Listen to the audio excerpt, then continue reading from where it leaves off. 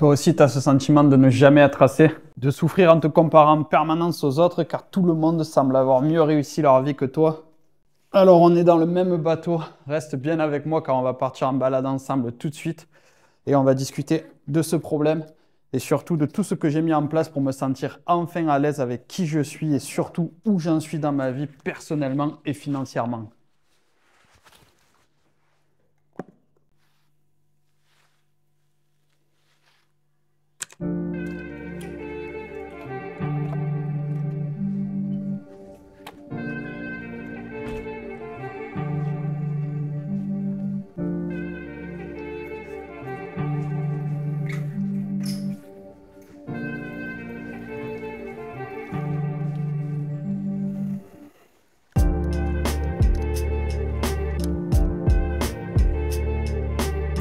Depuis tout petit, on se compare sans cesse aux autres. Qui sera le mieux habillé? Qui sera le préféré de la maîtresse? Qui aura les meilleures notes? Qui sera le plus fort en sport? Qui aura le plus d'amis ou la plus belle petite amie? Alors normal qu'une fois adulte, on continue de se comporter ainsi, sauf que les comparaisons ont changé. Désormais, c'est qui a la vie la plus excitante, qui gagne le plus d'argent, qui a le plus beau corps, la plus belle femme, la plus belle maison. Complexe d'infériorité, bonjour. Mais comment en être autrement lorsque toute notre vie nous avons été poussés à nous comparer aux autres? C'est ainsi qu'à 30 ans, je dois t'avouer que je me suis senti inférieur. Inférieur car je n'étais pas millionnaire comme je me l'étais promis, que je n'avais pas le plus beau corps et qu'il m'arrivait encore régulièrement de ne pas obtenir les femmes que je voulais. Jusqu'à qu'enfin je comprenne 3 choses essentielles. La première, c'est que les réseaux sociaux ne sont pas la vraie vie. Arrête de te comparer avec des gens dont tu ne sais absolument rien, tu ne sais pas d'où ils viennent, depuis combien de temps ils font ça et surtout tu le sais. Ils montrent sur les réseaux des choses qui ne sont pas réelles. C'est des choses tout simplement qui n'existent que sur les réseaux. Ils ne montrent que leurs moments heureux. Ils ne montrent pas lorsqu'ils sont en train de galérer, lorsqu'ils sont en train de chialer ou lorsqu'ils sont en train de vivre des moments difficiles. Et toi, tu te compares avec des gens qui ont une vie parfaite alors que toi, aujourd'hui, tu le sais que tu es imparfait. Tout le monde est imparfait. Donc ça, c'est la première chose. En fait, lorsque tu te compares et que tu te compares surtout à ta capacité à nager face à des singes, mais forcément, tu vas te sentir inférieur. Si toi, aujourd'hui, tu es un excellent nageur et que tu te compares à des grimpeurs, à des alpinistes, forcément, tu vas te penser inférieur. Mais il faut bien savoir que tu n'es pas inférieur. Tu te compares simplement avec des gens qui ont des compétences différentes. D'accord? Ça, il faut bien que tu le comprennes. Et moi, ce jour où j'ai ressenti ça, ce jour où j'ai enfin compris tout ça, ça a été mais vraiment une révélation, une libération de comprendre que tous les gens qui m'entourent ne sont pas plus intelligents que moi. Ils ont simplement mis du temps dans des choses qui ne sont pas les mêmes que moi. Tout simplement, ils ont mis du temps dans des choses. Et donne-moi 10, 15, 20 ans pour devenir architecte, je suis architecte. Donne-moi 10, 15, 20 ans pour être développeur, je suis développeur. Mais aujourd'hui, on a cette manie de se comparer avec des gens qui n'ont aucun rapport avec qui nous sommes. Et donc forcément, on va se sentir inférieur. C'est des gens, encore une fois, qui ont mis des années de practice, des années d'entraînement dans des choses dont je me cogne. Donc encore heureux que je m'en batte les couilles, encore heureux que les gens ils soient meilleurs que moi. Tu voudrais quoi? Que je sois expert en tout en n'ayant rien branlé de ma vie? Et lorsque j'ai accepté ça, putain, qu'est-ce que ça a été une libération pour moi au niveau comparaison et au niveau sentiment d'infériorité. Il s'est envolé. Mon sentiment d'infériorité s'est envolé lorsque j'ai compris ça.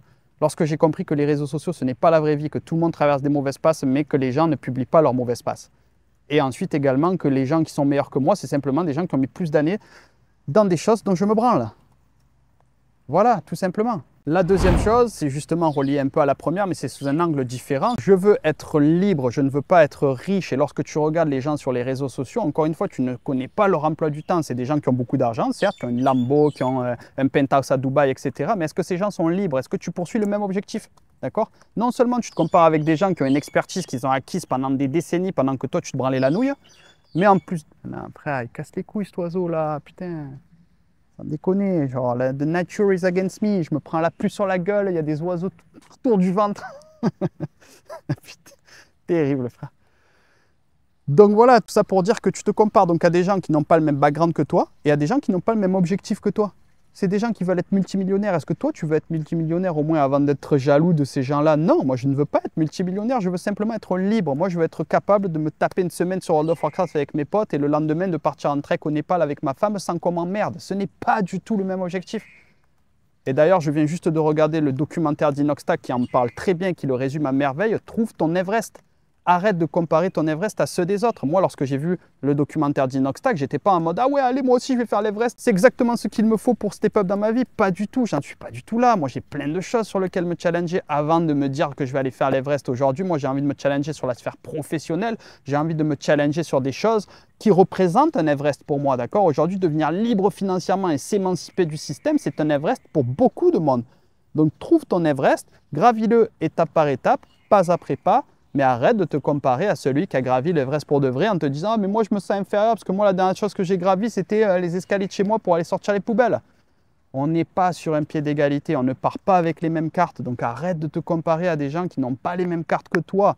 Et ensuite, je vais te sortir ma carte mystère. Celle-ci, elle a achevé mon sentiment d'infériorité pour définitivement l'enterrer, mais au fond du lac. Mon sentiment d'infériorité, actuellement, il est en train de nager la brasse au fond du lac, je te le dis, avec cette astuce qui est: tant qu'à te comparer, compare-toi à tout le monde. Si je m'assois aujourd'hui à cette petite table pittoresque autour d'un lac et que je te dis « Mais c'est facile frérot, arrête de te comparer », mais je serai le roi des fils de poutre de te dire ça encore une fois. C'est notre nature profonde, on se compare depuis qu'on a l'âge de respirer. Tu penses vraiment que tu vas réussir à simplement arrêter de te comparer parce que tu as tonton Clémé qui t'a dit ça sur YouTube? Mais pas du tout, ça fait partie de notre nature profonde, on le sait, c'est un réflexe. Dès lors qu'on voit quelqu'un, c'est plus fort que nous, c'est dans notre intérieur. On ne peut pas s'empêcher de se comparer. Si là, pendant que je suis en train de te parler, je vois un mec qui est en train de nager un Ironman dans le lac, je vais me dire « Putain, ce mec, il nage mieux que moi. Putain, il a un meilleur physique. Putain, ce gars, il est déter alors que moi, je fais juste une vidéo sur YouTube. » Tu vois ce que je veux te dire?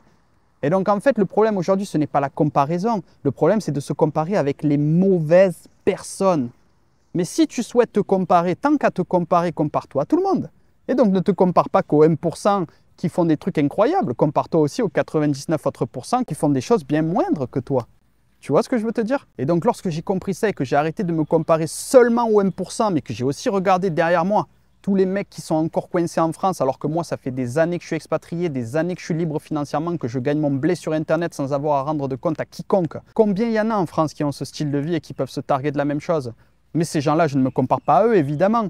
Bah, ces mecs qui sont derrière moi. Alors, je vais me comparer juste au 1%, à l'Inoxtag multimillionnaire qui gravit un Everest. Et donc, forcément, je vais me sentir une merde. Mais compare-toi à tout le monde. Compare-toi au reste du monde. Moi, je pense sans me tromper que je suis plus libre que 90% des gens de cette planète. Parce que j'ai mis en place les bonnes choses et que je me lève le cul pour ça depuis maintenant plus de 8 ans. Un excellent exemple que je peux te donner, c'est le corps humain, c'est notre forme physique. On se compare tout le temps à des mecs sur Internet qui sont dopés, qui sont chargés comme never, qui ont des coups, frère, de bœuf, qui ont des épaules, on dirait des ballons de rugby. Et on se compare à eux en se disant « Putain, mais regarde-moi la shape de merde que j'ai. » Effectivement, moi en ce moment, je fais 88 kg pour 1m74, donc je me considère pas mal enrobé. Et donc, je vais me comparer à des gens qui ont, encore une fois, 8% de matière grasse et qui sont énormes et secs comme never et je vais me sentir dégueulasse. Et pourtant, la dernière fois, on a fait un exercice avec ma femme et on marchait au bord de la plage et on s'est dit « Tiens, regardons les gens, regardons leur forme physique et comparons-la à la nôtre. » C'est-à-dire, prenons les gens normaux, ne prenons pas des exemples sur les réseaux sociaux uniquement, prenons aussi les gens normaux, prenons aussi les gens qui, comme nous, n'ont pas que ça à branler, de s'injecter des produits magiques dans le cul et de compter leurs calories et de compter leurs répétitions et de faire 5 entraînements semaine. Il y a des gens normaux comme nous qui n'ont pas ce temps-là et qui ont juste envie de faire leurs 3 entraînements, qui vieillissent, qui ont un métabolisme qui ralentit. Frérot, je te garantis, 90% des gens sur la plage avaient une shape dégueulasse comparée à nous. Parce que nous, quand même, on s'entraîne, on fait quand même des efforts sur la bouffe, etc. Et donc aujourd'hui, oui, j'ai pas un corps athlétique, mais j'ai quand même des bonnes épaules, j'ai quand même pas trop de gras au niveau du ventre, etc. Donc voilà. Désormais, j'espère que tu te sentiras mieux face à la comparaison. C'est vraiment quelque chose qui m'a pourri la vie pendant de nombreuses années. Et aujourd'hui, j'estime en être sorti parce que j'ai arrêté de me comparer aux mauvaises personnes. J'ai commencé à comprendre qu'enfin, il fallait que je me compare simplement à moi-même, à mon moi du passé. Je sais que c'est cliché, mais c'est la vérité. Lorsque tu te compares à la personne que tu étais hier, tu vas te rendre compte des progrès que tu as effectués. Et moi, aujourd'hui, si je me compare à celui que j'étais hier, j'étais un étudiant paumé qui donnait des cours de tennis à mi-temps et qui cordait des raquettes, d'accord ?